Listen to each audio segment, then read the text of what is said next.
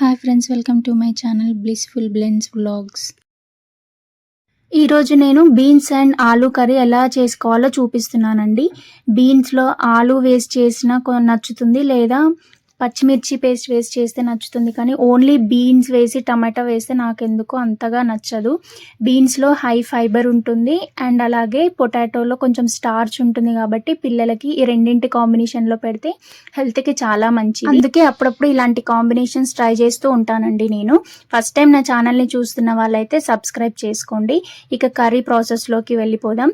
First stove on చేసుకొని pan పెట్టుకొని 2 స్పూన్ల దాకా ఆయిల్ వేసుకొని 1/2 టేబుల్ స్పూన్ దాకా జీలకర్ర, 1/2 టేబుల్ స్పూన్ దాకా ఆవాలు వేసుకొని కాస్త చిటపటం అనేదాకా ఫ్రై చేసుకోవాలి.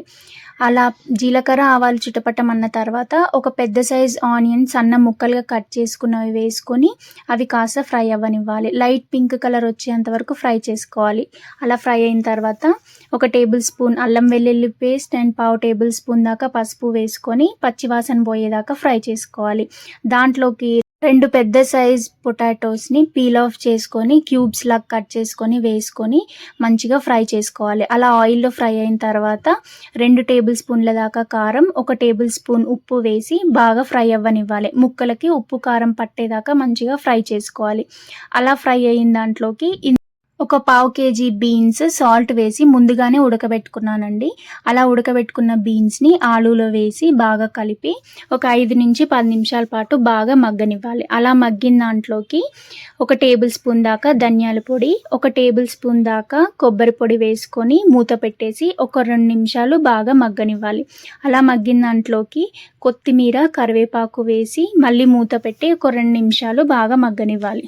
ఇప్పుడు మనం స్టవ్ ఆఫ్ చేసుకుంటే ఎంతో టేస్టీగా ఉండే మన aloo and beans curry ready అయిపోయినట్టే అండి.